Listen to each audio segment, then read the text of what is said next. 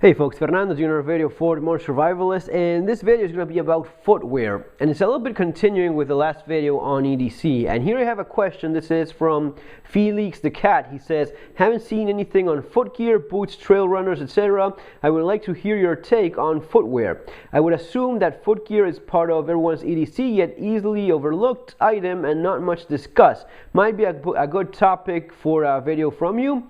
I love this because you're kind of reading my mind. I was actually going to be doing boots and footwear on the last video, but I realized it would be just too long. It was already over 20 minutes, so I decided to just not include that and do a separate video, which brings me to your question.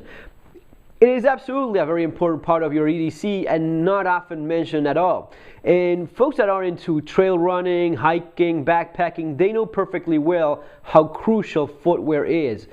Sure, there's people that think that you can go barefoot. The reality is that no. There's climate conditions, there's geographic conditions of the trail you're in that dictate in some cases that you need footwear, and especially good one may be making quite a bit of a difference. A few years ago, it happened to me that while visiting family in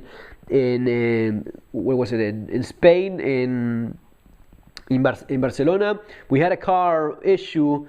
Our car broke down on the side of the road on the highway, and we needed to walk across a very narrow little path on the side of the road that was overgrown with grass, bush, and garbage and broken bottles. It was pretty crappy, and I remember that I picked up one of my kids, and the youngest one, and it was constantly stepping on crap that just seconds ago I never thought I'd have to deal with that day. But that's the nature of emergency and disasters. This was just a little inconvenient, but if you had if I had just a pair of flip-flops, it would have been pretty bad. I would have cut myself several times carrying my kid across that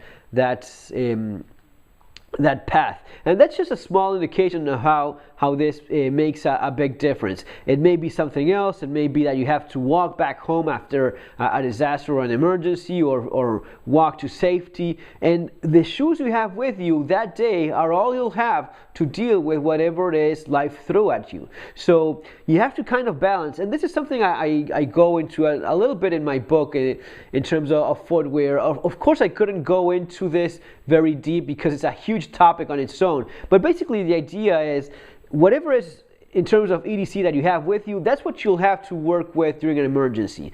Your boots, your footwear, you should find a compromise between something that works with your daily routine, your daily lifestyle, whatever that may be, and something that gives you certain options, certain capabilities in case of needing them. Trying to make this a little bit shorter, the idea is a light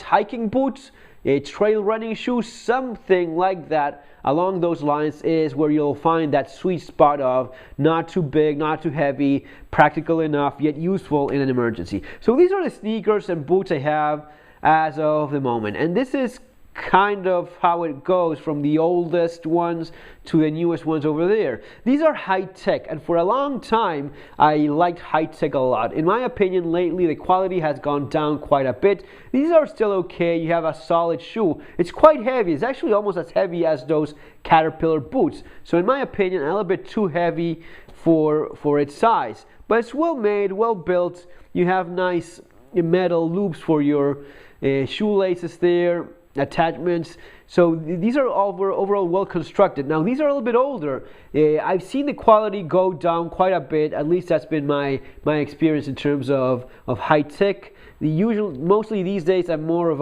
a Salomon type of person. For a long time I liked working boots a lot, and in Argentina I had a fantastic pair made by a local a manufacturer called Ombu, and I bought some of their working boots of their higher end line, and those were fantastic. They were leather, very light, steel toe. It was a fantastic safety boot. It had the rating for electric discharges, so it was rated so as to be used by electricians, which means you have those protections as well if you're using that on a daily basis. And I remember in a class, I don't remember if it was a hand-to-hand fighting class or a close quarter combat class, whatever it was. At one point we started making a little bit of light contact with an opponent, and the first kick I threw with that shoe. I had my steel toe boots, and I didn't realize that just the first kick, the guy said, dude, whatever it is you have on those shoes, we cannot continue going on because that's just too much. And I didn't even notice that until he said it. But that reminded me of, something that silly is already giving you an advantage. It's not just about the protection that you have in case of something dropping there, which in an industrial setting would be a legitimate concern, but also for something like that, something like self-defense and kicking someone. These are Caterpillar. They're quite nice, a little bit heavy, not as comfortable as I'd like them to be, but they're a good way to go. That's something, a tip for you guys to keep in mind. Look at some of the nicer, higher end work shoes, work boots. Usually they're more about standing rather than walking or running, but sometimes you have good alternatives there. These are some of the more comfortable light hiking boots I ever had. These are from Colombia, and they are light, very comfortable, very warm, and I don't remember ever getting my feet wet while wearing these. They're a little bit older, and you start seeing a little bit of that degradation in the sole. These are Vibram, which is quite nice, but these are fantastic boots. Somewhat on that line, I have here the Salomon Quests, which are some of the best boots on the market, and maybe one of the most recognized and most highly regarded light hiking boots, favored by a tactical type of guys, and I completely see why. They are fantastic. They're lightweight, they're very comfortable, very rigid in terms of how it's holding your foot all around. You have Gore-Tex, which provides some water protection, and it's going up there, so your foot can be up here in water and it's not going to be getting wet. But beyond that, you have a very solid, durable construction. It's lasting for quite some time, maybe some of the better lasting boots I've had. I had some crappy ones as well. I had Merrells that are basically junk, at least the ones I had were, and I have no good opinion of the quality, at least these days. At least that's the way I see it. But they have this 3D chassis, which is like a solid, hard polymer structure that helps you get a good grip on whatever it is you're stepping on. These are also a little bit older, and they're starting to show that wear. The sole is a proprietary brand of them, Contact Grip. I don't know, it's no Vibram, but it's still quite good, quite nice. Because I like these so much, I ended up buying a second pair, and this is where I have these ones, which are the ones I'm using lately. These are Salomon Quest Forces, which, yes, they're a little bit more oriented for that tactical community kind of thing, but it's basically the same boot. It's still a Salomon Quest boot.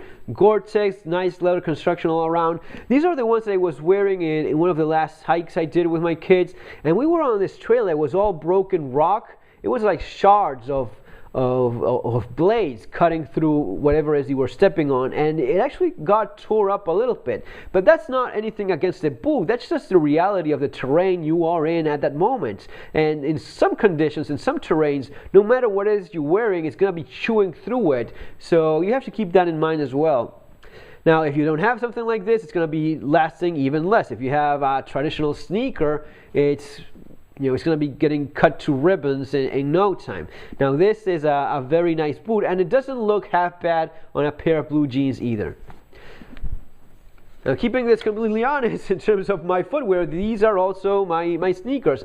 These are the ones I wear when I want to have something a little bit different. These are Converse Allstar black leather.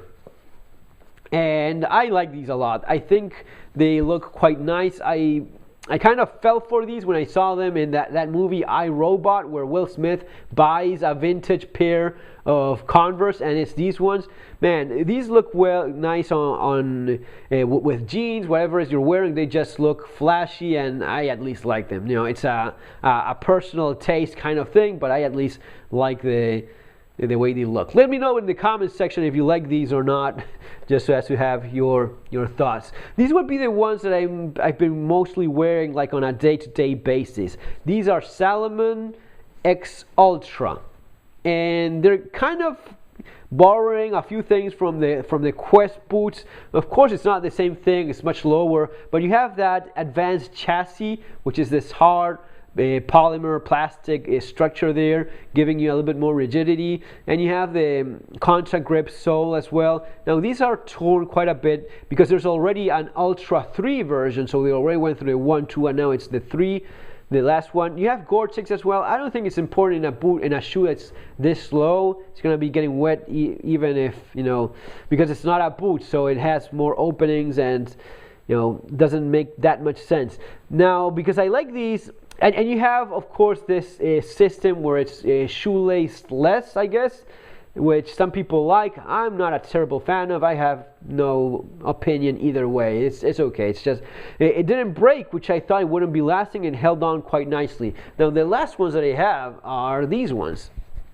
These are also sticking to Salomon. These I bought a few weeks ago, and so far so good. Very comfortable. These are X-Radiant, and the idea was to get something similar to those ones, but a little bit lighter, and I don't need that Gore-Tex. So this is more breathable.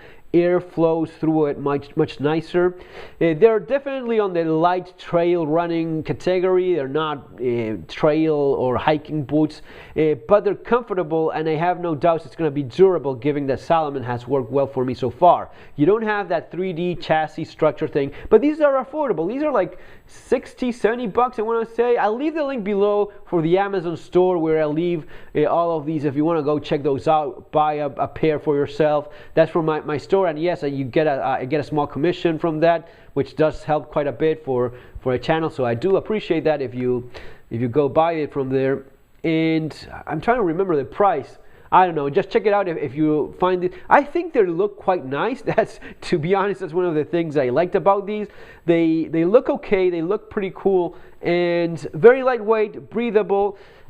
I don't have some of the nicer metal attachment things, but that's fine. More of a basic design and traditional shoelaces. Still good stuff. So far, so good. Guys, it's going to be all for now. Remember to subscribe to the channel. Take care. See you on our next video.